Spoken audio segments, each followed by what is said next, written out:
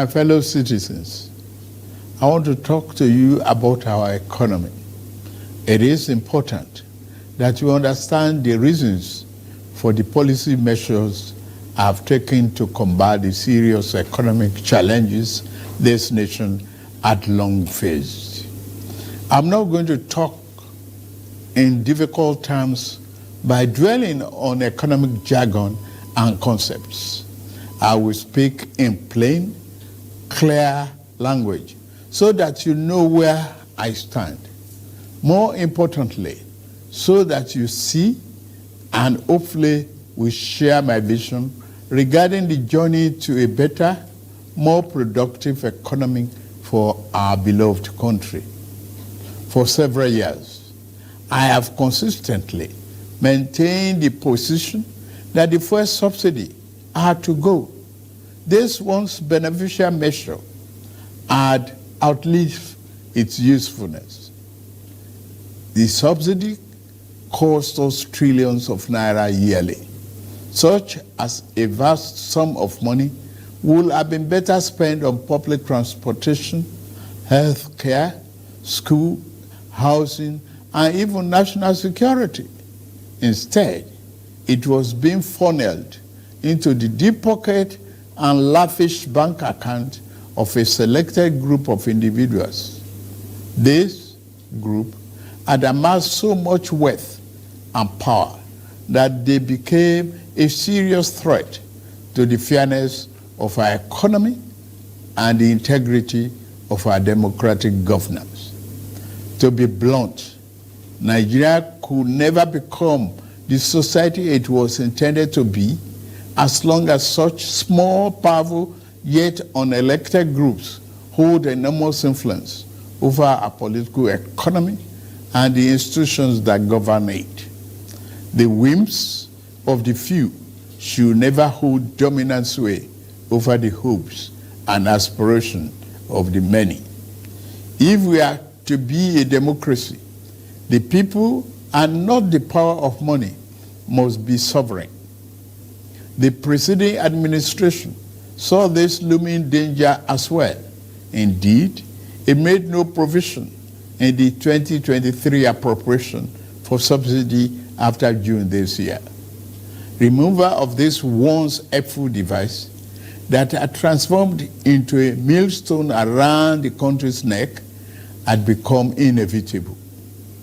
Also, the multiple exchange rate, the system that had been established became nothing but a highway of currency speculation. It diverted money that should have been used to create jobs, build factories, and businesses for millions of people. Our national wealth was doled out on favorable terms to a handful of people who had been made filthy rich simply by moving money from one hand to another. This too was extremely unfair and is not acceptable. It also compounded the threat that the illicit and mass accumulation of money posed to the future of our democratic system and its economy.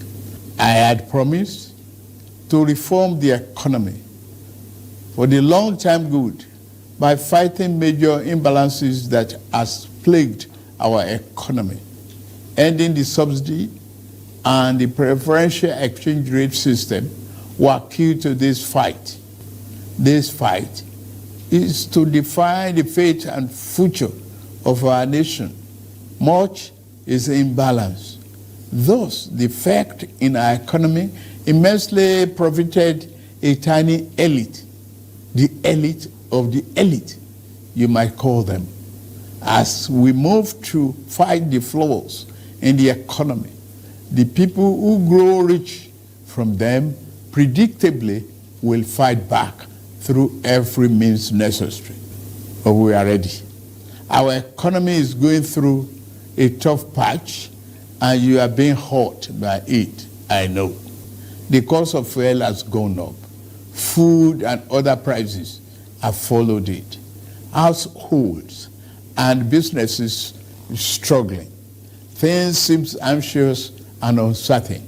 I understand the hardship you face. I wish there were other ways, but there is not. If there were, I would have taken that route, as I came here to help, not to hurt the people and the nation that I love so dearly. What I can offer in the immediate is to reduce the burden of current economic situation, which has imposed on all of us, most especially on businesses, the working class, and most vulnerable among us.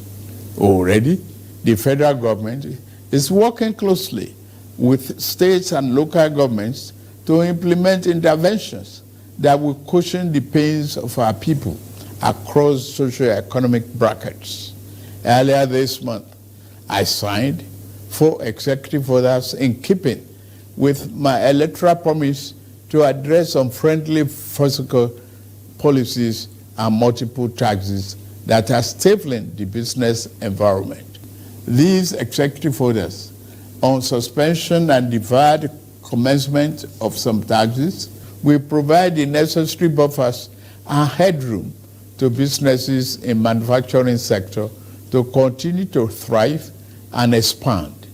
To strengthen the manufacturing sector, increase its capacity to expand and create good paying jobs, we are going to spend 75 billion between July 2023 and March 2024. Our objective is to fund minimum of 75 enterprises with great potential to kickstart a sustainable economic growth, accelerated structural transformation, and improved productivity. Each of these 75 manufacturing enterprises will be able to access 1 billion credit at maximum of 9% per annum, with maximum of 60 months repayment for long-term loans and 12 months for working capital. Our administration recognizes the importance of micro, small, and medium-sized enterprises and the informal sector as the drivers of growth. We are going to energize this important sector with 125 billion. Out of the sum, we will spend 50 billion conditional grant to 1 million nano businesses between now and March 24. Our target is to give a minimum of 50,000 each to 1,300 nano businesses owners in each of the 774 local governments across the country. Ultimately, this program will further drive financial inclusion by onboarding beneficiaries into the formal banking system. In like manner, we will fund 100,000 MSMEs and startups with 75 billion. Under this scheme, each enterprise promoter will be able to get between 500,000 and 1 million at the maximum 9% interest per annum and repayment period of 36 months. To further ensure that food prices and the items remain affordable, we have had a multi-stakeholder engagement with various farmers and associations and the operators within the agricultural value chain. In short and in immediate terms, we will ensure stable food are available and affordable. To this end, I have ordered release of 200,000 metric tons of grains from strategic reserves to households across the 36 states and FCT. To moderate prices, we are also providing 225,000 metric tons of fertilizer, seeding, and other inputs to farmers who are committed to to our food security agenda. Our plan to support cultivation of 500,000 hectares of farmland and all year-round farming practice remain on course. To be specific, 200 billion out of the 500 billion approved by the National Assembly will be disbursed as follows. Our administration will invest 50 billion each to cultivate 150,000 hectares of rice and maize.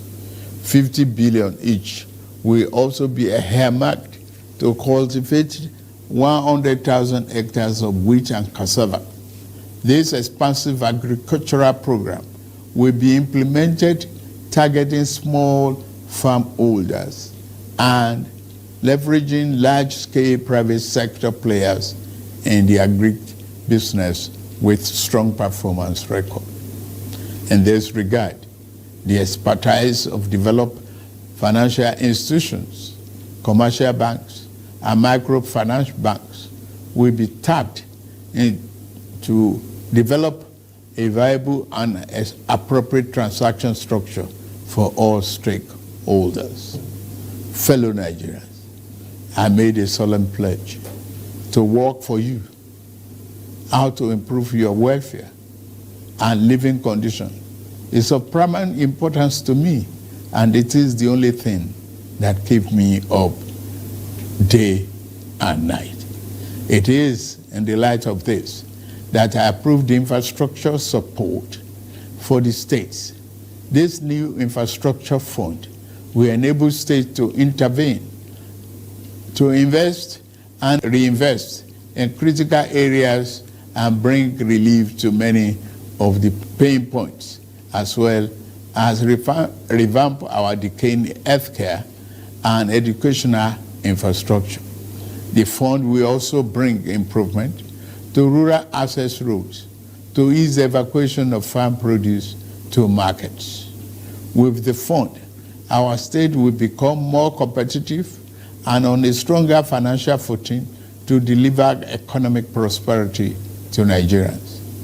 Part of our program is to roll out buses across state and local government for mass transit at a much more affordable rate. We have made provision to invest 100 billion between now and March 2024 to acquire minimum of 3,000 units of 20-seater CNG fuel buses. These buses will be shared to major transportation companies in the state using the intensity of travel per capita. Participating transport companies will be able to access credit under the facility at a maximum per annum 9% interest rate with 60 months repayment period. And then, in the same vein, we are also working in a collaboration with the labor unions to introduce a new national minimum wage for workers. I want to tell you, our workers, that this, your salary review is coming. Once we agree on the minimum wage and general upward review, we will make budget provision for it for immediate implementation. I want to use this opportunity to salute many private employers in the organized private sector who have already implemented general salary review for employees. Fellow Nigerians, this period may be hard on us, and there is no doubt that it's tough on us. But I urge you all to look beyond the present temporary pains and aim at the larger picture. All our good and helpful plans are in the works. More importantly, I know that they will work. Sadly, there was an unavoidable lag between subsidy removal and these plans coming fully online. However, we are swiftly closing the time gap.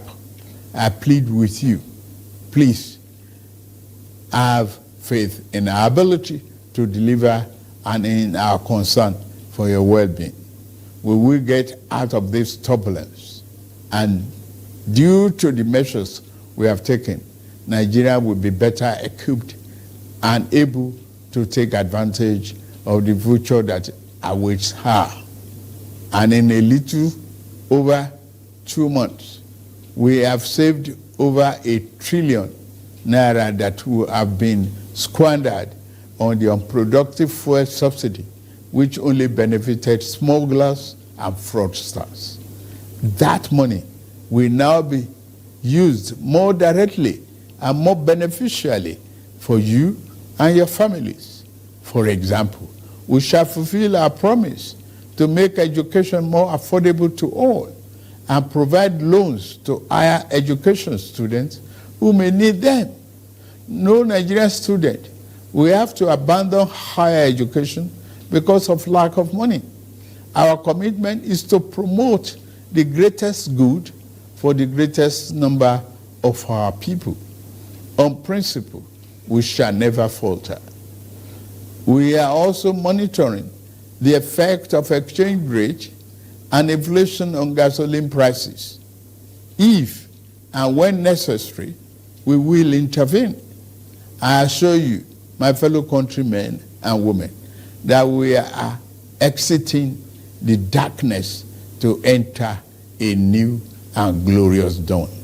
Now, I must get back to work in order to make this vision come true.